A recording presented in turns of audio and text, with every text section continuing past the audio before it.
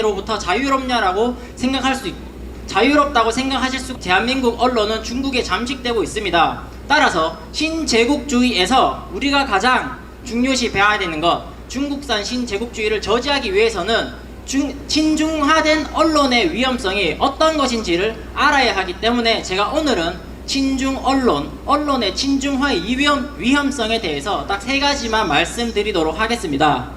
자, 첫 번째, 왜 그러면 중국인들, 중국 사람들이 대한민국의 언론을 잠식하면서 먹으려고 할까요? 간단합니다. 대한민국 사람들 뿐만 아니라 일반적인 사람들은 건강에 관련된 정보든 음식이든 여행 가고 싶은 곳이든 어떤 것이든 우리는 TV, 방송, 뉴스를 통해서 세상을 접합니다. 즉, 언론이라는 건 언론의 원래의 기능, 본질적인 기능은 정보를 주는 것입니다. 이 정보는 우리에게 하나하나 쌓여서 기억이 되고 우리는 그 기억을 바탕으로 우리의 성향이 결정되는 것이죠. 뭐 예를 들어서 뜨거운 냄비에 손을 댄 아이는 냄비를 보면은 피하겠죠. 그 정보 때문에 냄비를 싫어하는 성향을 가지게 된 것입니다. 이러한 것을 이용해서 중국은 대한민국의 언론을 잠식을 해서 우리가 알게 모르게 중국에 대한 위대함, 중국의 멋있음, 중국의 대단함, 이런 것들을 우리 대한민국 언론들을 통해서 전파를 함으로써 대한민국 사람들에게 그런 정보를 주고 기억을 심으면서 마침내는 대한민국 사람들의 성향을 친중화시키려는 목적이 당연히 강하겠죠. 이까지는 간단한 내용이지만 이것이 왜 문제가 되는지는 조금 더 생각을 해볼 필요가 있습니다. 국제정치학에서 권력을 크게 2가지로 나눕니다. 첫 번째는 연성 권력이고 두 번째는 경성 권력입니다. 경성 권력이라는 것은 우리가 흔히 생각하는 권력의 개념과 마찬가지입니다. 즉, 경제력이나 군사력을 우리는 경성 권력이라고 이야기합니다. 경제력의 측면, 그 다음에 군사력 측면에서 봤을 때 중국은 G2 국가로 강대국인 것 같습니다. 어쨌든 저쨌든 강대국인 것 같습니다. 그러나 연성 권력의 입장에서 보면 어떨까요? 연성 권력이라는 것은 이미지를 뜻하고 연성 권력이라는 것은 호감도를 뜻합니다. 지금 옆에 계신 분들, 아니면 내 가족, 내 친구, 내가 사랑하는 사람들과 손잡고 여행을 가고 싶은데 중국에 갈 것이냐 유럽에 갈 것이냐라고 하면 대부분의 사람들이, 대부분도 아니라 모두겠죠, 100%의 사람들이 유럽으로 가고 싶어 하실 것이고, 중국에 갈 거냐 일본에 갈 거냐 하는 문제에서는 일본이고, 중국이냐 미국이냐의 문제에서는 미국일 것입니다. 즉, 중국은 경제력, 군사력 측면에서는 강대국일지 몰라도 연성 권력, 호감도의 측면에서는 대단한 약소국이라는 뜻입니다. 이 점을 중국은 간파를 하고 있기 때문에 대한민국 언론을 잠식해서 한국 사람들이 마치 친중적인 면모로, 친중적인 성향을 보일 수 있도록 만들기 위함이죠.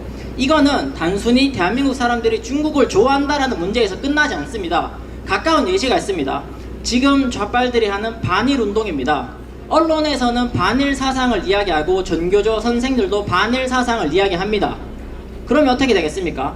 여론은 반일을 형성한다면 정부의 정책도 반일적인 성향으로 흘러가는 것이죠. 친중으로 대입을 해볼까요? 만약에 친중운동, 반일운동이 아니라 친중운동이 일어난다고 생각을 하면 여론, 대한민국 사람들의 성향이 친중으로 흘러간다면 정부는 당연히 정책과 외교를 하는 데 있어서 친중적인 모습을 보이고, 중국과의 협상에 있어서도 대한민국 사람들이 중국을 좋아하니까 중국에게 외교를 할 때도 우리는 덜미를 잡히게 되는 것이죠. 만약 그렇지 않으면 정권의 힘을 잃을 테니까. 즉, 첫 번째 포인트는 이겁니다. 언론의 친중화에 있어서 대한민국 국민들이 친중적인 성향을 띠게 된다면 우리는 국제적으로 중국과 외교를 할 때 발목을 잡히게 되는 것이죠. 이것이 바로 첫 번째 포인트입니다. 자, 그 다음에 제가 말씀드리고 싶은 것은 두 번째 포인트가 또 있습니다.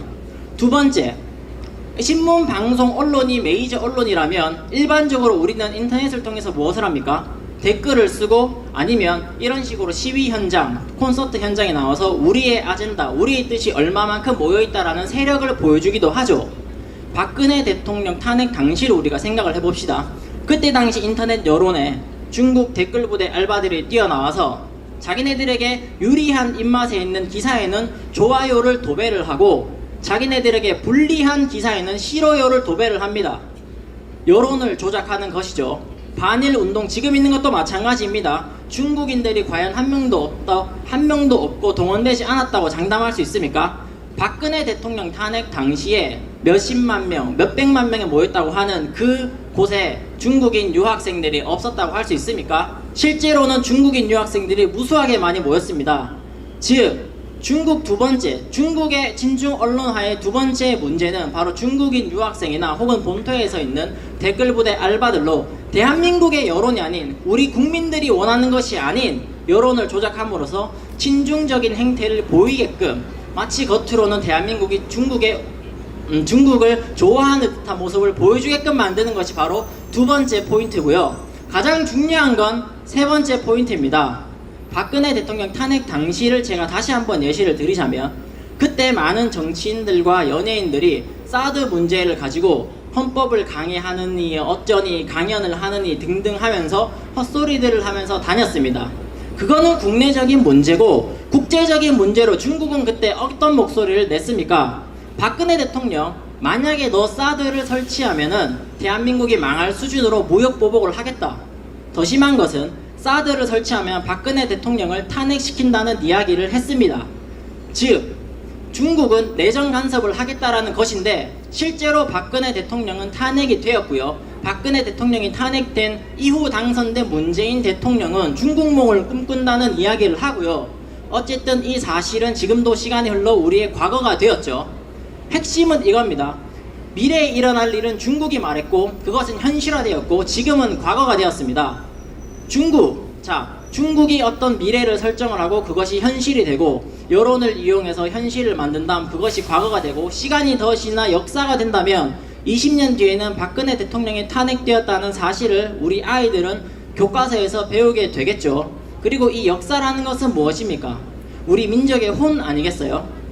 동북공정을 하는 이유가 뭡니까? 그 나라의 역사를 가질 수 있다면 그 민족의 혼을 가지고 그 민족의 정체성을 가질 수 있기 때문에 동북공정을 하는 것이죠. 자, 그러면 생각해 봅시다. 중국이란 나라는 박근혜 대통령이 탄핵되기도 전에 탄핵시켜버리겠다고 미래를 예견했습니다. 그리고 그것이 현실이 되었고 시간이 지난 지금은 과거가 되었고 시간이 지나면 역사가 되었습니다. 그럼 중국은 대한민국 사람들 언론의 친중화를 통해서 여론을 형성해서 대한민국 국정을 조정을 하고 대한민국의 미래를 자기네들끼리 이끈다면 이것은 시간이 지나면 한국사를 지금 중국이 쓰고 있다고도 말할 수 있지 않겠습니까?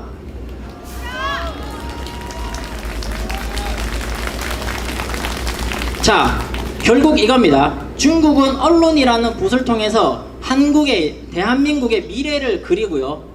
이 미래라는 것은 다시 말씀드리지만 대한민국의 역사, 한국사를 지금 중국이 쓰고 있고 한국인의 혼을 중국이 강탈하는 행위가 바로 언론 친중화의 본질이라는 것입니다.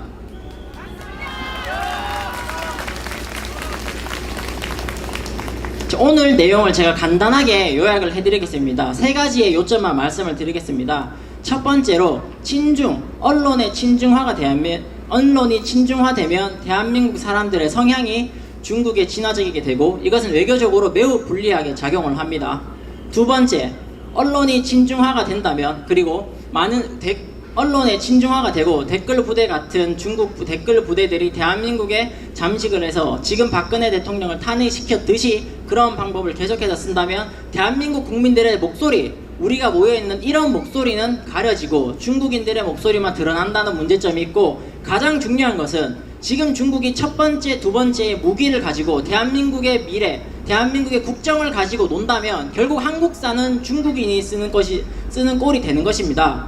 동북공정이라는 것이 이미 만들어진 역사를 자기네들 것으로 뺏는다라고 생각을 하면 동북공정은 만들어진 혼을 뺏어가는 것이지만 언론 친중화는 아직 만들어지지 않은 한국인의 혼을 중국인이 먼저 강탈한다고 볼 수 있다라는 것이죠.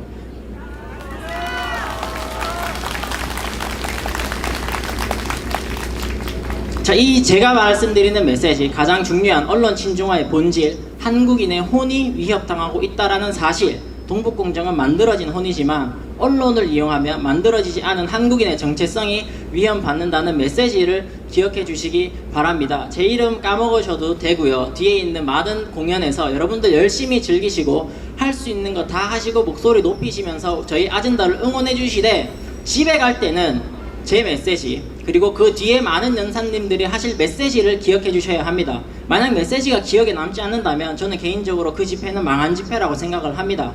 여러분들이 그거는 만들어주는 것이고 저는 메시지를 던졌을 뿐입니다. 구호는 외치지 않겠습니다. 감사합니다.